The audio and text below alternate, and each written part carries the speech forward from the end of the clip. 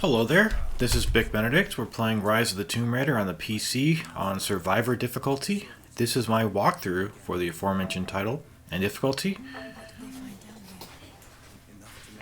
Excuse me, let me turn my phone off. We are getting some messages. I wanted to once again thank everybody for all the receptivity to the... By the way, that was my friend Royta15 commenting. It's funny because if you don't know, he is a very good Vanquish player. In fact, one of the best that I've seen, besides Timmy Gunn, of course, but and the Godfather Dictator. Really, like, pro-level players, really high up on the leaderboards. But it's kind of funny, you don't see people for a long time, and then you just assume that, you know, that something happened to them or they're gone, and it turns out that they're just busy, you know, like, you know, I get busy too. And it was just kind of funny because I was watching Roy's Metal Gear Rising, and I was doing my S rank run and my no damage run that I was trying to do. I was watching his guide and reliving some of the fun times that I remember having when I was watching his guide and his Vanquish content. But we are on part 7 of this guide. We're going to be getting out of this really dangerous area pretty soon and doing some pretty tricky sections coming up. There's going to be a nice stealth section to do. The one that's coming up is kind of garbage because of the fact that one of the guys has a helmet and you can't really do anything about it nor get the stealthy tag. Well, you can. I think you can if you use a poison arrow. So what you want to do is click in the left stick to run up to this guy. You have to be very fast and get him, take him out, because if he's too close to the other guy will hear. So then take this guy out, and then the guy up there. If you want the stealthy tag, I would say shoot a poison arrow. I should have done it, because as much as the poison arrows are really valuable in this game, there's always other mushrooms you can find to craft more. You know, if you are going for the tombs, you'll always get them in the tombs. Maybe not every time, but most times. So this guy was just giving me a problem. I should have definitely taken him out with the poison arrows. Okay, so you need to press this foot first. If you don't, you'll have to come down here and press that button. Then we're going to be introduced to this mechanic here. When you stop moving it, you do have to press the O button or the B button to disengage from it. Ooh, that rubbing salt in the wound. There is no O button anywhere, is there? Because this game, that's really sad this game is not on the PlayStation 4. Because for a while it was denied me until I got the PC version. So now we have the combat knife. And no, it's not a knife that you can use Resident Evil 4 style or anything like that. It's usually for contextual button prompts that you do. It's funny because it's called a combat knife, but you don't use it in combat, do you? But that was the first pretty blasé section of the chapter. The next section is actually quite fun. A little challenging too to figure out how to do. But the lighting on this game, dear God, it's good. Very good. So, as we try to study our Russian there, but I really like that. I wanted to talk about that a bit more too. The fact that you can learn different languages in this game, Greek and Russian and things like that. Now, obviously, at the end of the day, what are you doing really except pressing a single button? That's not learning a language by my definition of what learning a language is. Did you see how the floor was red right there? That's a perk you get from beating one of the tombs. But this part here is one of the more enjoyable stealth sections in the game. So what you want to do is sprint up over to here, take care of this guy. I love how you can sprint up to them and they don't hear you. But once he's taken care of, you want to take care of the guy by the wall. That guy investigating the wall right there. And then there's going to be some more enemies coming up as well. So what I like to do is cause a distraction over here. But it's one of the funner parts in the game. The only issue is that there's a couple guys at the end that make it a little more problematic than it perhaps has to be. But this is where it comes in handy to cause a distraction.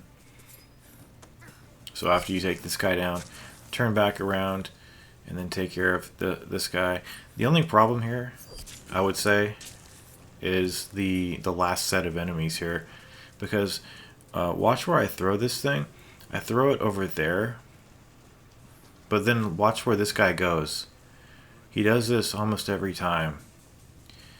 It's like he goes, see? Why did he go there when I threw it over there? He went for the body. That happens very often. So what I would recommend is to throw that can or bottle, whatever you have, throw it way further or farther. Is it? Yeah, it would be. Well, what would it be? I guess it would be further, because we're not counting actual distance. See over there to the left, there's a poison mushroom. You want to pick that up? I'm going to go for it, but not have enough inventory to put it in there.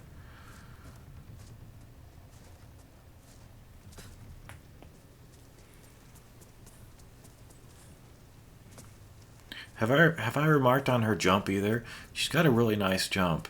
It's the kind of jump that I think Nathan Drake really needed in Uncharted, and maybe he will have that in Uncharted 4. I've got a friend named Son of Seville.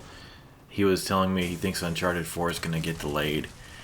I think they're almost finished with the game, to be honest. I mean, they've already put out a bundle for the game. I don't think I'm going to pick up the Uncharted 4 bundle because the console... I don't like consoles that have graffiti on them. And that's what this one has. I just like a standard console with nothing on it. Might be heavy enough to rip it open. So I've also sold my video card, what's it called? What is that damn thing called? The video game capture card. I sold that for $50 because I want to put the money towards an Elgato HD 60, because I think that capturing in 60 frames per second is the best you can do on YouTube. And the one that I had before, it's a card that I've had since 2011, and it halved the frame rate of every game I was playing.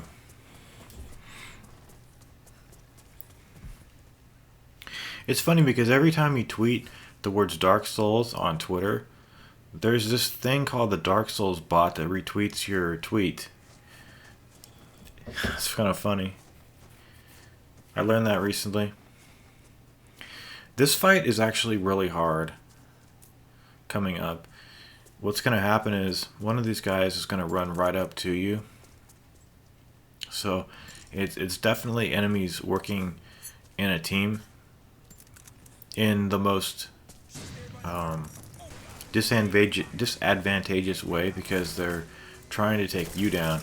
But if you focus on that guy, you won't have too many issues at the beginning of the fight. There is an exploding canister right there you can take care of that enemy with that.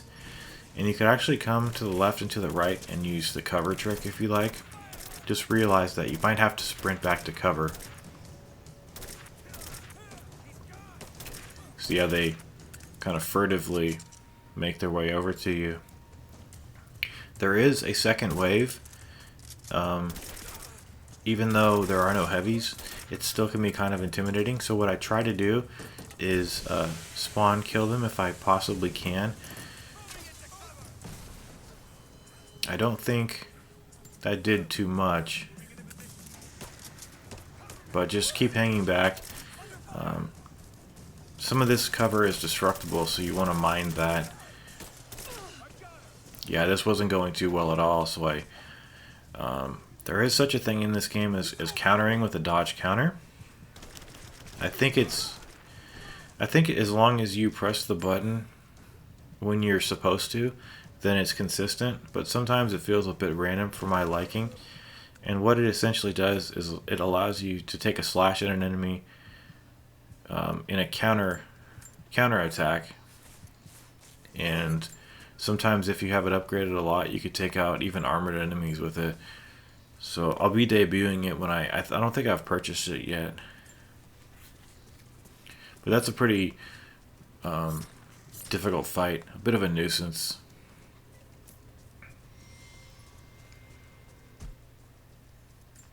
So you want to make sure you scan all around here for everything. I think the monolith will reveal some secrets for us. If I follow these directions. Yeah, but that's a pretty intimidating fight, the one that we did just now. I don't much like it, but the thing is, I don't much like the gunplay in this game. It's uninspired, and it's just there to be there. And I think that's wrong for something to be in a game like that. And I don't know what the reason is, too. I think if you had more control of the sensitivity, I think it would be a lot more fun. But as it is, they just don't offer you the option to do it.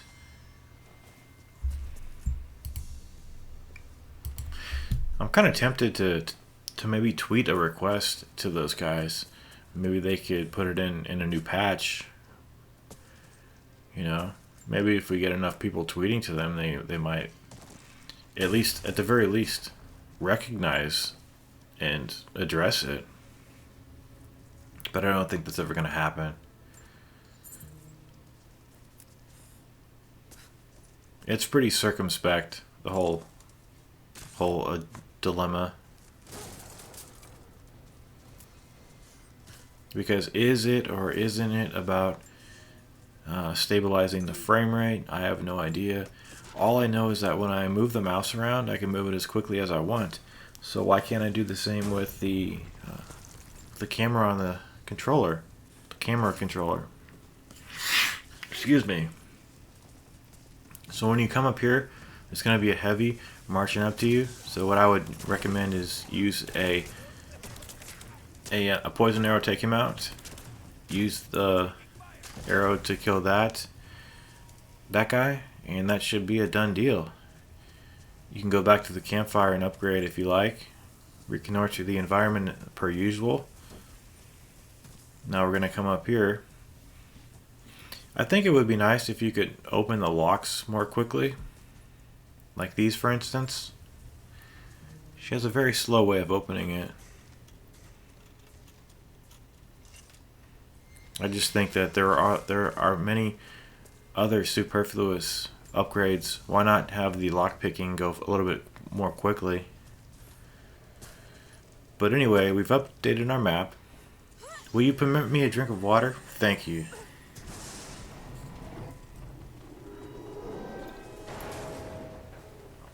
Damn.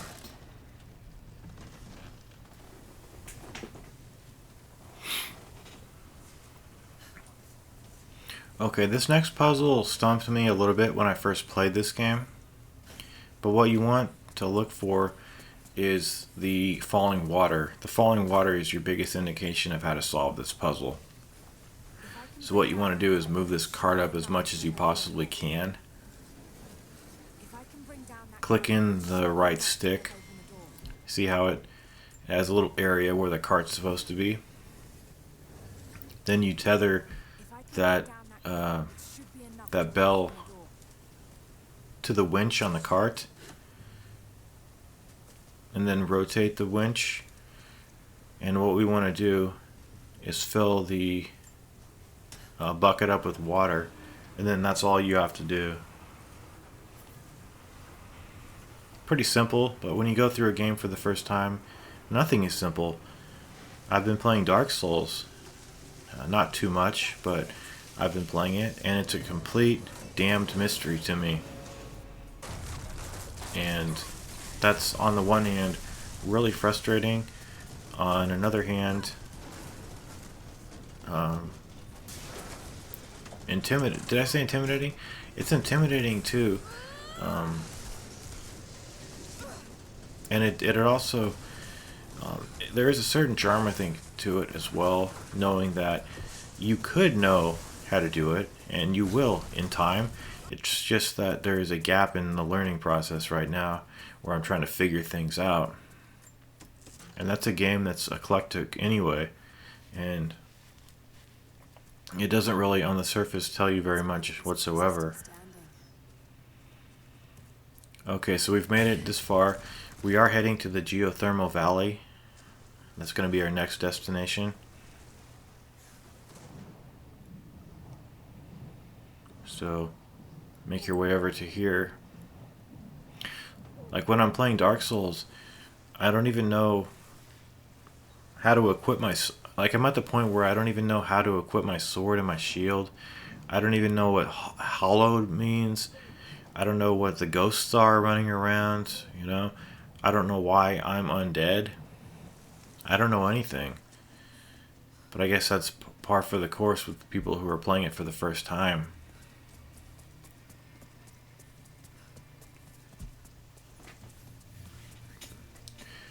You know, there's just no hand-holding in that game the way there is in a game like this. But if I had to say what I actually enjoy playing more, it's this. It's this. Take care, you guys.